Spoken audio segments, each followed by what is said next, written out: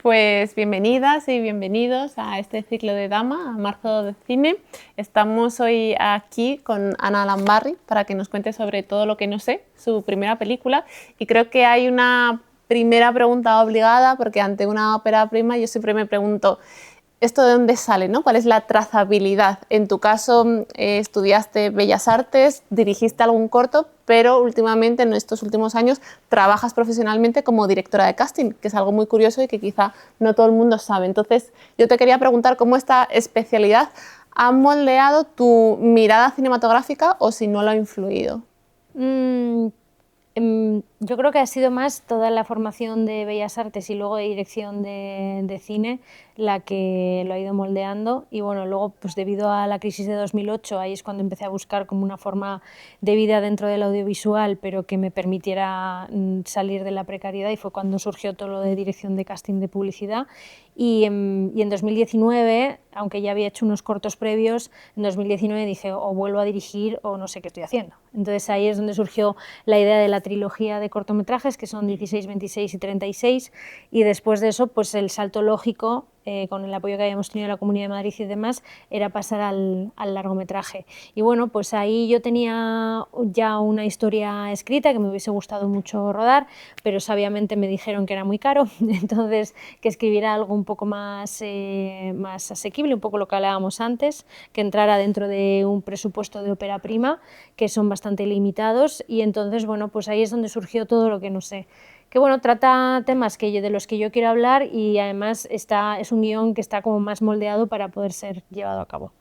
Laura, la protagonista, hilando un poco lo que dices, no sabe muchas cosas, pero sí es muchas cosas, porque es una mujer de 35 años, es dependienta en una tienda, es compañera de piso, es novia frustrada, también es hija, pero a la vez es cuidadora.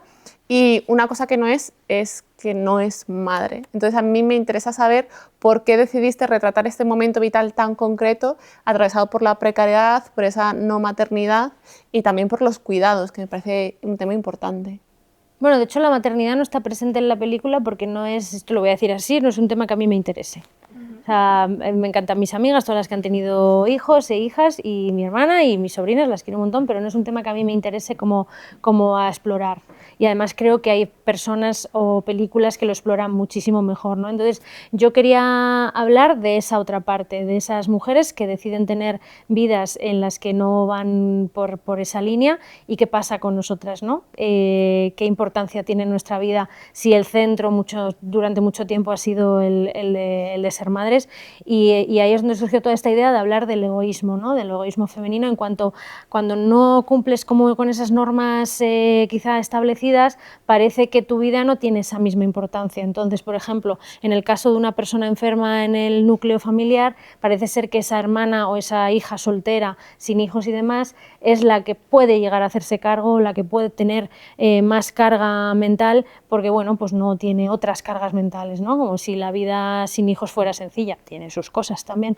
Entonces, bueno, yo gracias a la peli he abierto discursos con amigas en los que han entendido mucho más el punto de vista de alguien que nunca ha estado interesado en la maternidad, porque es que además a mí me ha pasado desde siempre, que no, ha sido una cosa que no me ha interesado, y cuesta mucho entenderlo. Todavía el otro día hablaba con otra amiga que tampoco ha estado nunca interesada en la maternidad, y le siguen preguntando, bueno, ya cambiarás de opinión. Tiene 45 años, quiere decir que no, que me refiero que puedes tener hijos con 50, que no estoy hablando de eso, estoy hablando de que, jolines, igual ya tengo una edad como para saber lo que quiero y lo que no quiero, ¿no? Entonces surge un poco desde ahí, y además yo creo que hay películas sobre la maternidad maravillosas que no hacía falta, no hay un discurso. Mencionabas ahora el egoísmo y yo creo que seguro que a todos nos ha pasado, cada uno tendrá su punto de vista, lo habrá vivido de una manera u otra, pero es cierto que Laura, la protagonista, toma decisiones que a lo mejor desde fuera podemos pensar que son erróneas. Normalmente me parece que estamos muy acostumbrados a acercarnos a las películas a través de la identificación o a través de una empatía incondicional de que bien me cae, o incluso películas que juegan mucho con ese elemento aspiracional, ¿no? Lo que tú deseas es esto. Tú vas a contracorriente, porque creo que no sentimos nada de esto en relación a Laura, quizá porque también adopta algunas actitudes o comportamientos tradicionalmente más masculinos, pero hay personajes en la película que directamente le dicen de manera literal, eres la persona más egoísta que he conocido. Entonces, ¿tuviste miedo a la hora de diseñar un personaje femenino que no pida perdón. Y no sé si a lo largo del proceso de creación alguien te dijo, a lo mejor quieres hacerla más dócil. ¿Eso ocurrió? No, de hecho hubo más lo contrario, la hicimos todavía más áspera, nos gustaba que tuviese como aristas, porque el guión, aunque sí que nace la escritura por mi parte, luego hay una asesoría de guión con Elisa Portobel, que es donde esa asesora de guión entra en el proceso y te pega así, con las hojas del guión en la cara, y entonces la película se convierte en otra cosa y es muy interesante ese proceso, porque todo lo que yo llegué a quitar escenas que a mí me parecían la leche y que no funcionaban. Entonces es muy guay ahí cómo fuimos generando el personaje y como que congeniamos muy bien y ella tiene formas de pensar muy parecidas a las mías y entonces entendía muy bien también al personaje.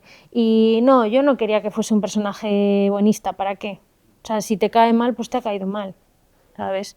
Me hace mucha gracia, luego me contaréis, pero hay gente que la quiere dar un abrazo y gente que la quiere dar un sopapo, me parece maravilloso. Sí.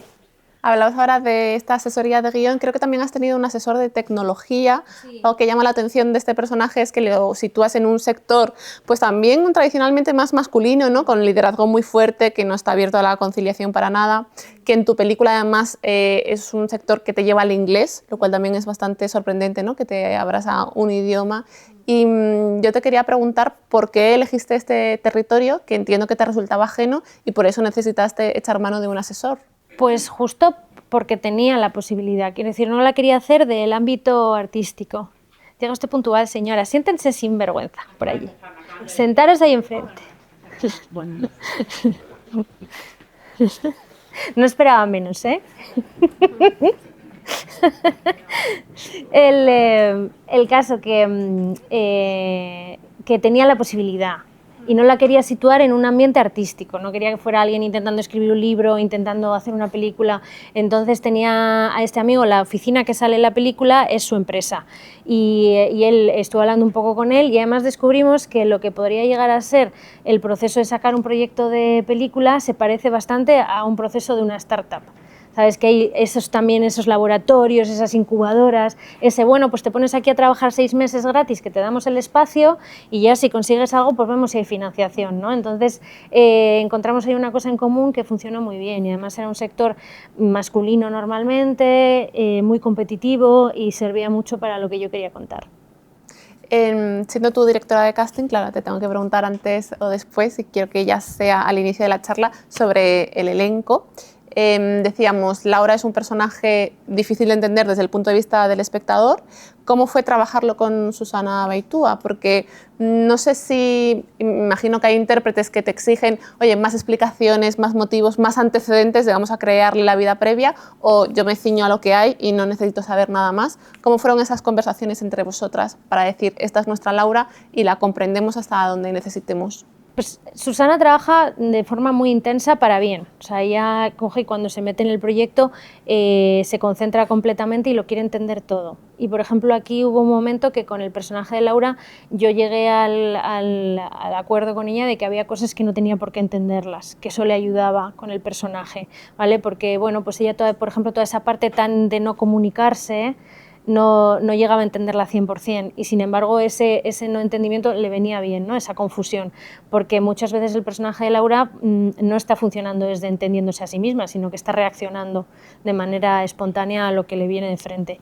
Pero bueno, conversaciones muy largas de hablar, de charlar sobre el personaje, de ver un poco dónde se situaba ella y dónde se estaba situando el personaje, porque trabaja de manera muy visceral, pero bueno, es que es muy trabajadora, entonces acabó, yo creo que se nota, que acabó entendiendo mucho y metiéndose mucho en las emociones y dejándose llevar por ese desasosiego que tiene todo el rato el personaje. ¿Y cómo diste con el resto de intérpretes? Yo no sé si llegaste a escribir con ellos en la cabeza, si luego abriste un periodo de casting, porque tú lo sabes mejor que nadie, más allá de escoger al intérprete adecuado para ese rostro, en este caso lo que tenías que hacer era formar una familia y contrarrestar esos equilibrios. Sí, no escribí con nadie en la cabeza porque luego puedes llevarte muchas, no me gusta hacerlo porque luego si no consigues a esa persona puede ser muy difícil cambiar, pero fui preguntando a actores y actrices que me gustaban mucho. Algunos me dijeron que no, iba a una segunda opción, pero casi casi con las segundas opciones ya teníamos, y todo era gente que me gustaba a mí mucho. Por ejemplo, con Andrés Lima yo no pensaba que me iba a decir que sí. Y de pronto me dijo que sí. Bueno, pues Andrés Lima, si no lo tenéis situado, es un dramaturgo, y claro, de pronto yo tenía que dirigir a ese señor. Y ¿Cómo fue se dirige maravilloso. Andrés Lima? Bueno, se deja, ¿eh? O sea, él es súper respetuoso. Es una persona que yo creo que es muy feliz con su trabajo, y entonces dijo que sí, y vino a trabajar, a divertirse y a ser parte de ello. De hecho, él estaba a la vez con los detalles de 1936, y a mí me sorprendió que un día que estábamos hablando empezó como a hacer preguntas él a mí, de cómo podía hacer cosas, y yo, perdón, o sea, quiero decir, aquí hay una confusión, Andrés, esto no, ¿sabes? Pero bueno, no, es una persona muy humilde, entonces, pero bueno, me pasa a mí lo mismo con Anean, es una persona que tiene un bagaje súper extenso, y lo mismo, vino a entender y a disfrutar del proceso. Antes, durante el visionado que hemos estado hablando un poco, ¿no? Comentábamos esta idea de que a veces se entiende la dirección de cine como el estar entre las máquinas, los aparatos, el encuadre, la fotografía, y que puede haber otra vertiente que es, bueno, preocuparse por los intérpretes y estar más pendiente de la dirección de actores. ¿Cómo te sitúas tú ahí y qué es lo que te gusta de los intérpretes y de estar cerca de ellos? La parte técnica ya te digo que la relego mucho en el equipo de foto, porque bueno, me gusta trabajar así, y la parte estética me gusta muchísimo, y siempre voy a trabajar todas las referencias y todo para que estemos muy en línea con el equipo de foto, pero a mí lo que me gusta es la dirección de actores, y me gusta a un nivel como muy básico. Me encanta hablar de personajes, me encanta crear como emociones. Entonces yo lo que sobre todo hago es que les genero un espacio lo más 360 posible, en el que no tengamos que marcarles mucho y puedan moverse con cierta libertad. Evidentemente siempre hay marcas, porque la cámara manda muchas veces para muchas cosas, pero sí, en arte y foto intentamos generar un espacio, bueno, ya habéis visto en la peli que hay mucha cámara al hombro y demás, porque se genera un espacio en el que la cámara va con el personaje todo el tiempo, y eso refuerza mucho las emociones y les deja a ellos mucha libertad a la hora de interpretar, porque no están agarrados a una cosa muy cerrada. Las emociones, también por preguntarte por ese lado. Tenemos, bueno, la película empieza con un ataque de ansiedad o algo que podríamos denominar así, ¿no? Hay miedo al fracaso, también está esta ambición, hay cierta tristeza, aislamiento, hay muchas emociones, algunas estallan y otras no. Entonces te quería preguntar cómo en los ensayos o a la hora de hablar con los actores y luego en el set no se quema esa emoción para que esté así de vibrante en cámara. Porque no se ensaya, o sea, la escena del teclado, hicimos una prueba de ver cómo se rompía el teclado. Y me acuerdo que le decían a Susana, ponte gafas, no sé qué, y dijo Susana, ¡ay, cojones! Empezó ahí. Pero queríamos ver un poco la parte física de cómo se rompía el teclado, pero ella misma dijo, esto lo hacemos in situ en el momento, y creo que lo hicimos 5 veces, y ya acabó agotada y ya está. Porque esas cosas, cuando llegas al máximo, eso no lo ensayas. O sea, nosotros ensayábamos cosas más de cómo, pues eso, la familia junta entera, cómo generamos esa conexión, o la pareja, o ella con su hermana, pero con Natalia congeniaron muy bien desde el principio, y en el primer ensayo estuvimos haciendo unas improvisaciones. Bueno, y ahora imaginaos que eras como cuando eres pequeñas y os habéis enfadado con algo y os peleáis, se pegaron de verdad, ¿sabes? De hecho, Natalia, porque es que Susana es una persona con mucha fuerza, y fuerza, digo, de emoción, y claro, se metió tanto que pensaba que me iba a pegar de verdad, y bueno, pues fue muy divertido todo el proceso, porque son muy buenos todos, entonces tienen muchas tablas, han hecho mucho teatro. Entonces, bueno, Natalia Huarte, si tenéis posibilidad de ir a verla al teatro, es bastante impresionante. Te quiero preguntar por un recurso que utilizas a menudo, que son las manos del personaje de Laura, ¿no? Porque ahora mencionabas las emociones y quizá va por ahí, lo relacionaba con, bueno, debe ser muy difícil retratar un personaje que está muy aislado y que también la comunicación es uno de sus grandes problemas. Entonces yo entendía esas manos como una pista para el espectador para que sepamos que ahí hay emociones por dentro, ¿no? Bien debajo de la mesa, en esa entrevista, o sujetando las sábanas de la cama. ¿Fue para ti un desafío el decir, bueno, no hagamos un personaje tan hermético que ni siquiera sepamos lo que le pasa, sino demos algunas pistas, mostremos de alguna manera en imagen eso? Sí, o sea, al final el personaje está en ansiedad todo el tiempo, entonces, menos cuando ya al final se le ve, ¿no? Que abre, pero que la cámara se queda quieta, entonces hay como esa narración. Pero yo quería algo con el tacto, sí. No quería caer en algo más, pues eso, la gente que se enrosca el pelo o cosas. Entonces quería algo con el tacto y lo hablé con Susana, que ella también ha pasado por episodios de ansiedad y demás, y quedamos muy de acuerdo en que era algo que ella podía utilizar mucho, ¿no? Porque ella me hablaba de que cuando el sudor de las manos, cuando vas a tener un episodio de ansiedad y demás, entonces como que iba muy enlazado todo y funcionaba muy bien. Para transmitir las emociones, ¿cómo te apoyaste en lo técnico y en lo creativo a través de tus colaboradores? Pienso, por ejemplo, en la dirección de fotografía, que yo ahí también he notado cómo, bueno, una luz más descolorida o más apagada que rime un poco con el estado de ánimo, ¿no? En el vestuario también, es decir, en esa paleta de colores y en esa preproducción que sé que has trabajado mucho para llegar al set y que todo tenga coherencia, ¿no? Y que esté bien empastado. Sí, al final te tiras 5 semanas preparándolo todo para que todo el mundo esté como de acuerdo. Yo lo que hice fue desglosar todo mucho para tenerlo muy claro y hablar con cada uno de ellos y luego trabajar en conjunto. Más que las luces, lo que trabajó mucho el director de foto fueron los cambios de estación y cómo iba pasando el tiempo con la luz. Entonces él tiene una narración propia, que evidentemente yo no lo noto tanto, yo siempre le digo que está maravilloso, pero no lo noto tanto. Pero él, es verdad que hay gente que sabe de foto que sí que nota ese pasar del tiempo y ese transcurso. No hay dos escenas iguales. O sea, la luz, él trabajaba las horas de luz, por dónde entraban, si era en la mañana, en la casa, tal.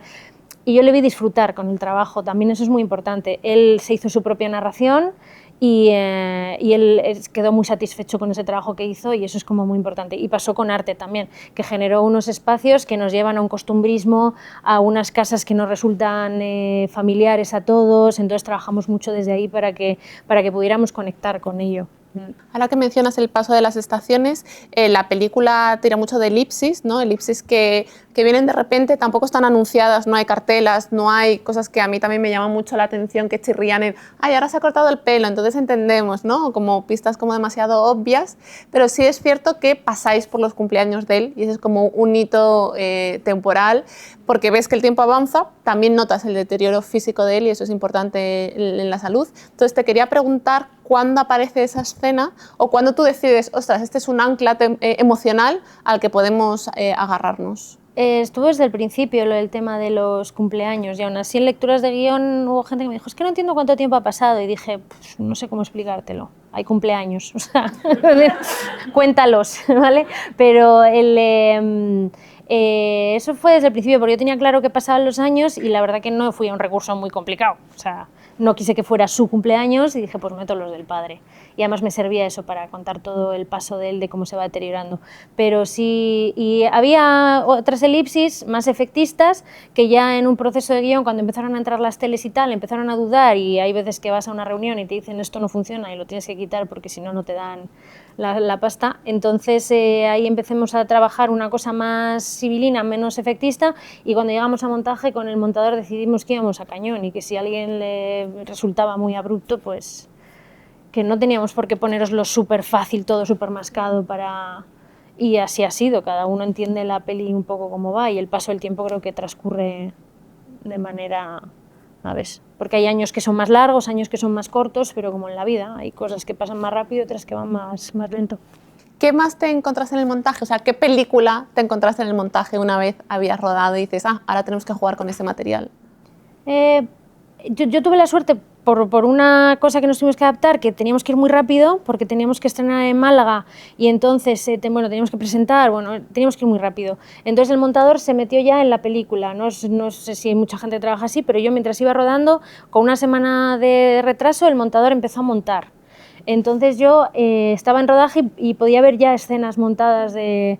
Entonces, bueno, ahí ya, yo además confío mucho en él, se llama Juan Manuel Gamazo y tiene también, él es guionista también, entonces esa tercera narración de la película la tiene como muy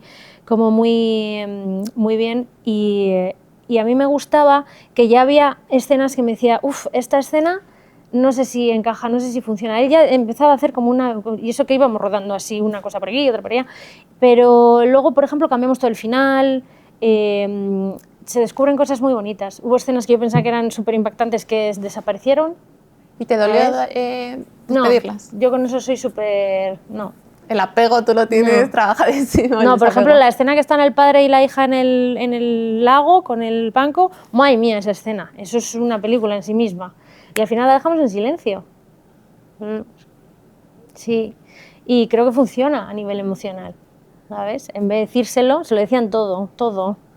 Eso es como una cosa, ahí lo explicábamos todo, no sé que alguien se nos hubiese perdido. Pues al final lo dejamos a vuestra visión, ¿sabes?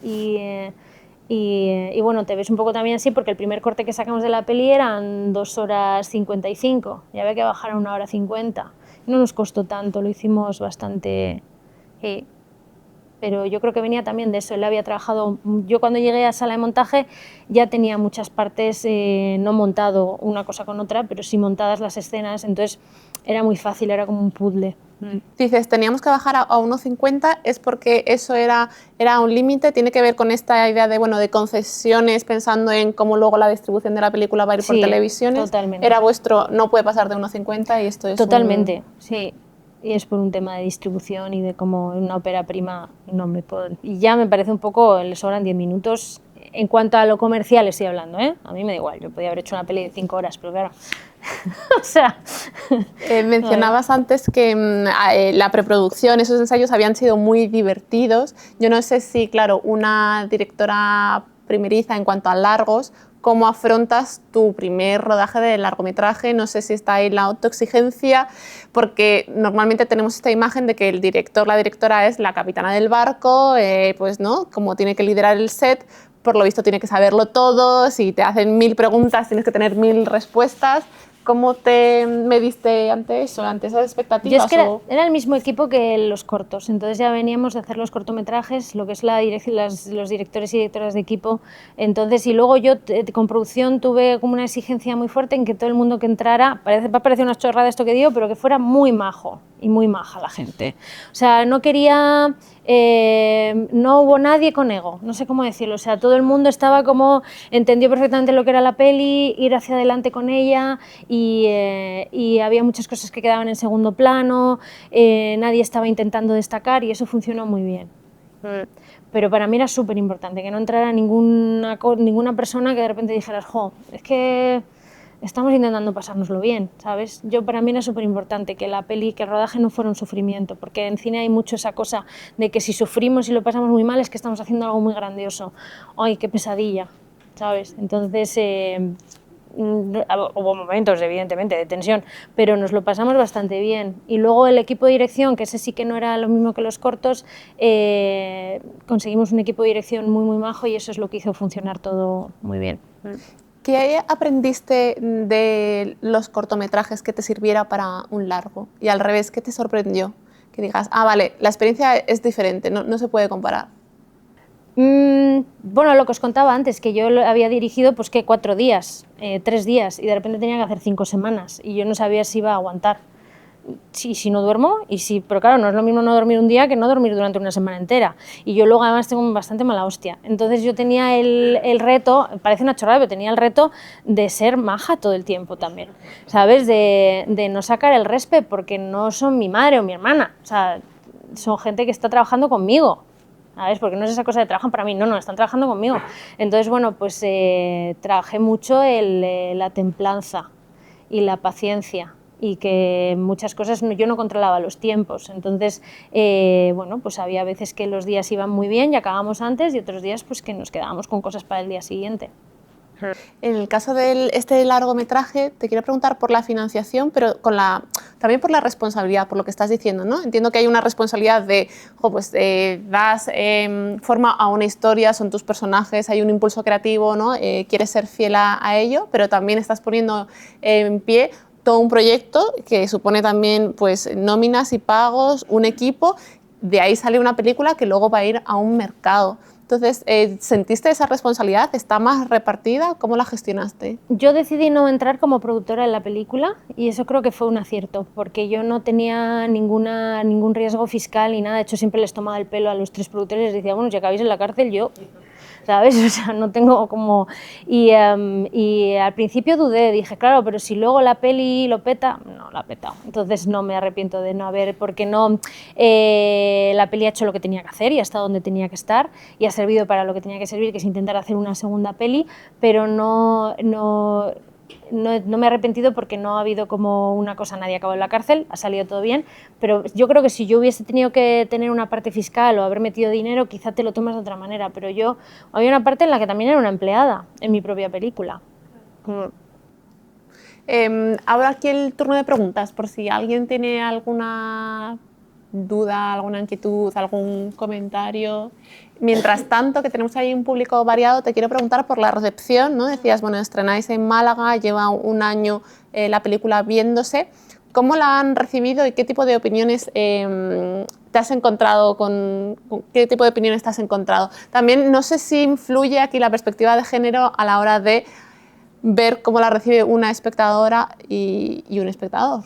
A ver, yo creo que la peli de primeras llama más a un público femenino, pero es verdad que luego está viniendo público masculino también a verla y están empatizando y conectando con partes de la ansiedad, del trabajo y están de las enfermedades de padres. Eso es lo que más está conectando a la gente, porque bueno, mucha gente tiene historias muy parecidas y con eso está conectando mucho. Y la recepción, pues la verdad que ha gustado mucho la peli, no sé, o sea, luego he tenido algunos, sobre todo, te lo contaba antes, en Letterboxd, algunos comentarios muy negativos que a mí me hacen mucha gracia también, porque la gente se lo toma muy en serio y se ofende mucho cuando no has conseguido como llegarles. Que es una cosa que, claro, que a mí me llama mucho la atención, porque a mí hay películas que no me han llegado, pero no me metería a comentárselo al director, tipo, no has conseguido llegarme, estoy muy ofendido. Y entonces, bueno, yo me lo he tomado con humor, ¿no? O sea, entiendo que no es nada personal, no se puede llegar a todo el mundo. Y es una historia que cuenta unos sentimientos muy concretos y unas emociones que si te ha pasado algo parecido o conectas, está muy bien, pero por ejemplo había uno en Letterboxd que estaba muy ofendido con que yo estaba representando a esa gente que todo el rato está con el no puedo, no puedo, no puedo, no puedo. Que esa gente tenía que espabilar, digo, ¿vale? Quiero decir, entonces no sé, a mí me hace mucha gracia y me meto a Letterboxd y miro, y cuando hay nuevas digo, más carne. Mira, quiero hacer una pregunta. Sí. Ay, no quiero cortarte. No, adelante, adelante. Bueno, enhorabuena, porque a mí sí me parece que hay cosas que funcionan muy bien, que a mí me han tocado, me han interpelado y tal.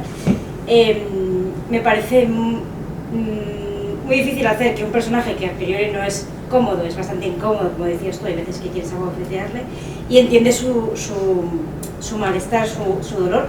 Eso me parece lo más difícil de la película, con lo cual, bueno, enhorabuena. Quería saber, cuando estás escribiendo, que muchas veces, o bueno, a mí por lo menos, te está constantemente preguntando o diciendo que cuál es el objetivo de tu personaje, qué es lo que quiere, que no lucha suficiente por lo que quiere, cómo dialogas con esto, con un personaje que nunca sabe lo que quiere y que constantemente va dando tumbos y el espectador va como perdido con lo que quiere. Yo ahí lo planteo un poco al revés. Yo soy una persona muy obsesionada con los objetivos de los demás y cómo la gente tiene sus propios objetivos y a veces te los impone. ¿Vale? Es un discurso que tengo muy en mi vida cotidiana, lo hablo mucho con amistades, con tal, porque me da muchísima rabia la gente que entra en tu vida para mangoñonearte.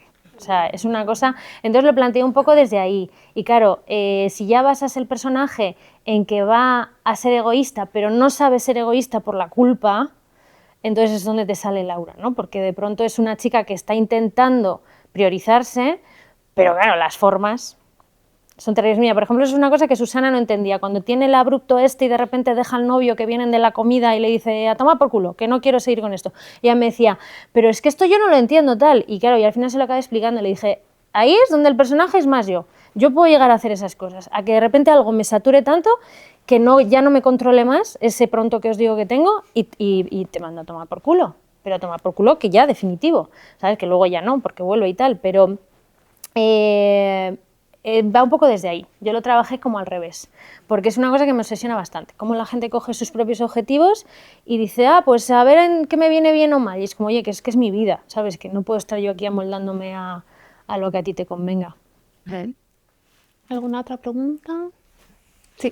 Quería preguntar, Ana, bueno, me ha encantado, me parece muy bonita cómo trata los conflictos desde bastante naturalidad, o sea, son personajes reales que yo conozco a gente así, ¿no? Sí.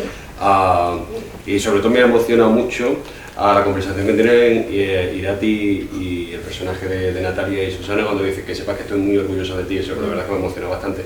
Te quería preguntar, lo primero que se me ocurrió, no hemos terminado la peli, es ¿cuánto de biográfico tuyo hay en los personajes? No hay. ¿No demasiado? No, de hecho el personaje que más se parece a mí creo que es Javi. Pues soy una pringada en el amor. A ver, pero no hay... No, a ver, yo sí vengo de que mi padre, mi aita, tuvo un cáncer durante 4 años, en mi casa pues se vivió... Yo ahí aprendí un poco cómo cambiaban las jerarquías cuando hay una persona enferma en casa, pero ni esa mujer es mi madre, ni ella es mi hermana. Mi hermana y yo no podríamos discutir así, o sea, esa discusión que tienen no... es la única parte que te podría decir que sí que conecta un poco con mi historia, pero el resto no hay. Además, para mí era muy importante que no fuese una película autobiográfica porque muchas veces nos encasillan ahí, ¿no? Como que solo podemos hacer autoficción y no esto. Y además,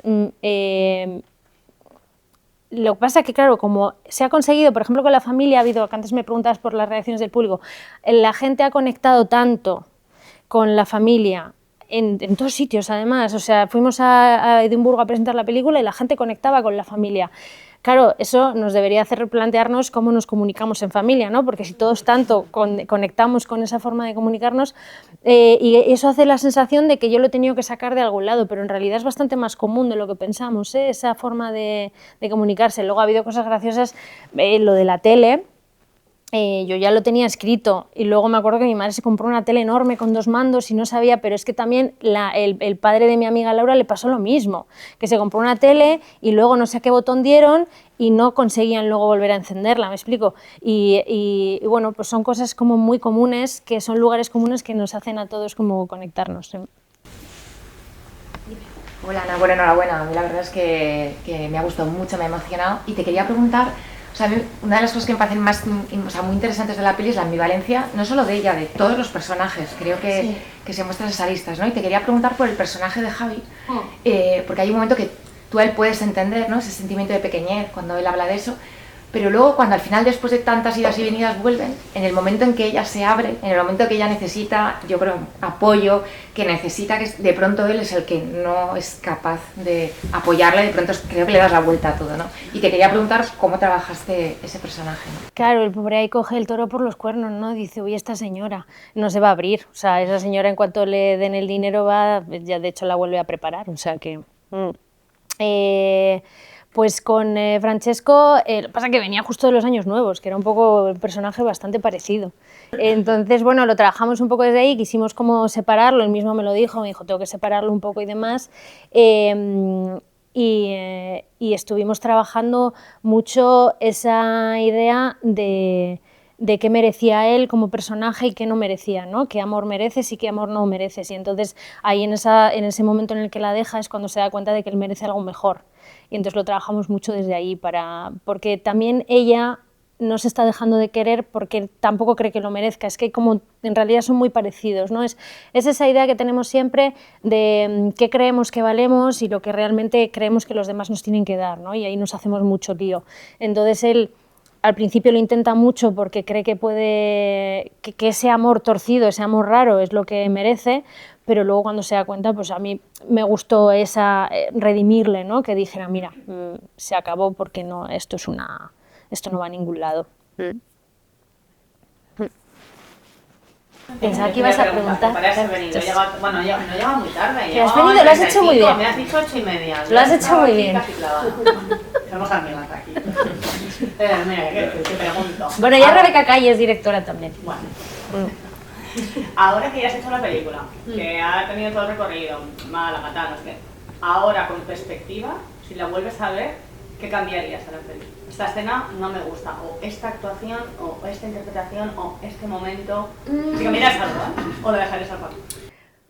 Yo es que estoy muy contenta con el resultado, porque como no compito mucho conmigo misma, estoy como que cerré, y además como fue tan bonito el proceso de postproducción con Juanma, que también somos amigos, y lo dejamos así cerrado y demás, ¿qué quitaría?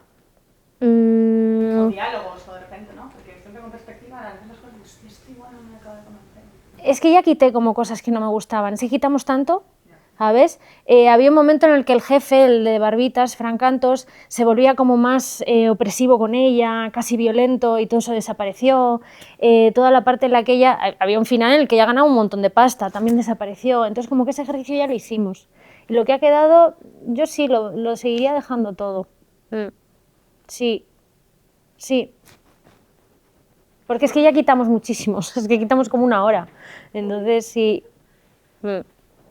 ¿Alguna pregunta más? Sí, nada, bueno, te quería dar la enhorabuena. Yo me he sentido bastante identificada en general con la película, el personaje y todo, porque tengo una situación parecida. No es un cáncer, es un Alzheimer, pero...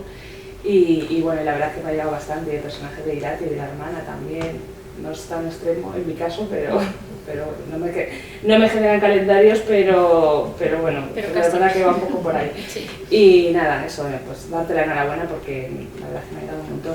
Y luego preguntarte el tema del final, bueno, yo lo he entendido como que se queda un poco abierto a que puedan realmente desarrollar el proyecto en la empresa, pero que ella luego también se beneficie un poco de eso. O... Claro, yo lo dejo abierto porque para mí lo importante cuando llegamos ahí, ya os digo que había una escena que se quitó en la que ella luego recibió una llamada diciéndoles que le iban a comprar el proyecto y que le iban a pagar una pila de dinero, porque esta gente en el cine, no sé, a mí no me ha pasado, pero en las startups estas de tecnología de repente lo petas y son millones de euros, ¿sabes? Y eso se quitó porque a mí me gustaba el gesto de que ella lo da sin esperar nada a cambio, ¿sabes? Suelta, deja ir, porque durante toda la película no está dejando ir en ningún momento y está siendo como, por favor, hija, deja ir, y ya deja ir, porque se da cuenta que el cambio era en ella, que el proyecto no, el pasa que se estaba agarrando al proyecto como si fuera un salvavidas, ¿no? Que claro, cuando tú no estás montando una familia, no tienes pareja, no tienes hijos, ¿dónde está tu legado? ¿Dónde está eso que vas a dejar para la posteridad si hay que dejar algo, ¿no? Entonces a veces te haces la idea de que si dejas trabajo, y tampoco sé si es muy válido, ¿sabes? Pero quiere decir que igual estamos simplemente aquí de paseo, ¿sabes? Pero... Y entonces a ella le cuesta todo ese recorrido y por eso ese gesto de darlo, dice, mira, te lo doy y haz lo que quieras con ello. De hecho, se lo dice como así, le dice, haz lo que quieras con ello. Y es ese dejar ir, ¿no? Aprender a dejarlo, sí. Mencionas ahora, a lo mejor estamos de paseo, a lo mejor tenemos que dejar un legado. Tú de momento dejas una película, Todo lo que no sé. Creo que tienes otro proyecto en marcha. Bueno, en marcha. Escribiendo, ¿no? Sí. Entiendo que disfrutando de esa escritura. Y yo te quería preguntar, hilando con un comentario que has hecho ahora en otra de las respuestas, esta idea de, bueno, quizá las mujeres directoras estamos, ¿no?, muy condenadas a la autoficción o a películas que siempre tienen que ser costumbristas, pero en parte porque no hay otros presupuestos, ¿no? Porque no podemos liberar nuestra ambición en soñar a lo grande o con otros géneros porque ahí no está el dinero. Entonces yo te quería preguntar, ¿qué relación tienes tú con esas futuras películas? ¿Qué persigues? ¿Cómo quieres tú trascender con tu cine? ¿O cuál es el legado que tú a través de estas películas quieres dejarnos? Si es que te lo has planteado así, como, bueno, esto queda y esta historia ya existe a partir de ahora. La verdad que no tengo como un plan, porque no tengo esa ambición de dejar como...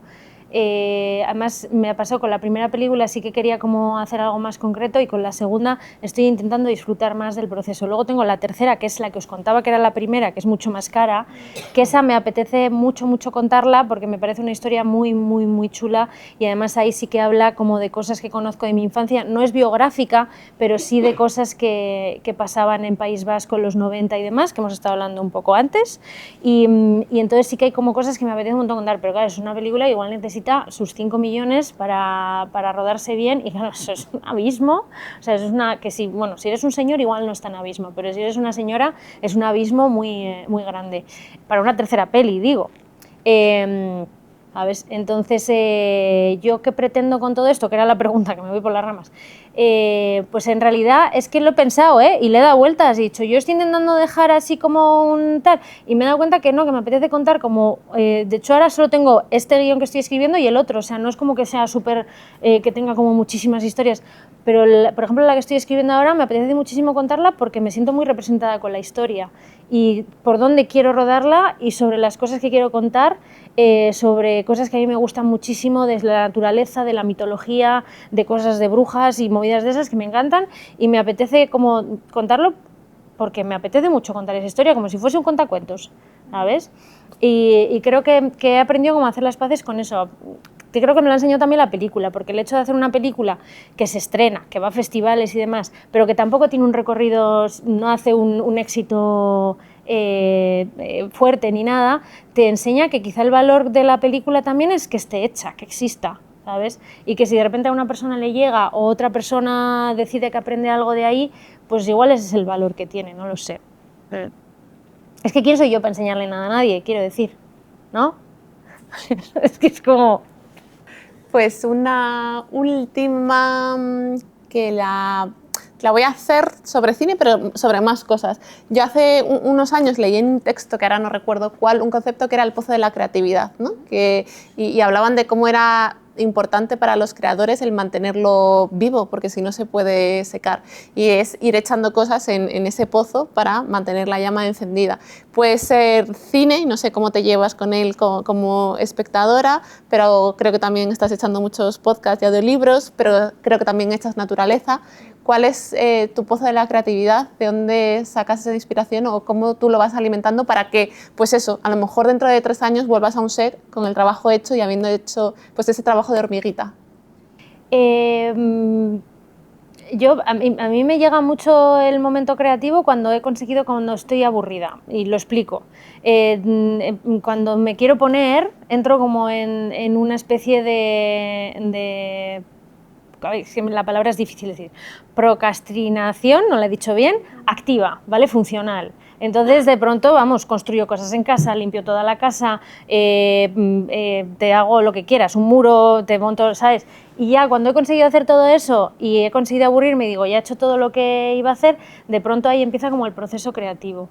¿Sabes? Porque en realidad escribir guión, si hay aquí más gente que escribe, tú estás como todo el tiempo escribiendo, o sea, en la cabeza. Yo de repente estoy haciendo otras cosas o llevo un mes sin tocar un guión, de pronto se me ocurre algo que no me ha hecho clic hasta ahora y que me hace cambiar o evolucionar la historia porque no se me había ocurrido, ¿no? Entonces funciona un poco desde ahí. Pero a mí me funciona mucho el aburrimiento. Yo tengo como que petarme, agotarme, decir, bueno, ya no tengo más excusas, no hay ninguna excusa, y entonces ahí empiezo a crear, sí.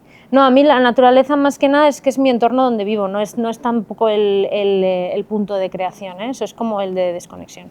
Caminar ayuda mucho a pensar, pero eso creo que es bastante universal. O sea, no... Bueno, nos llevamos al aburrimiento como consejo, que es bastante difícil en estos tiempos porque siempre hay muchas cosas que hacer y muchos estímulos. Y espero que hayáis disfrutado de la charla, que vengáis a los próximos coloquios a lo largo de marzo. Y muchas gracias, Ana, por la peli y por también este ratito. A vosotros y vosotras por venir.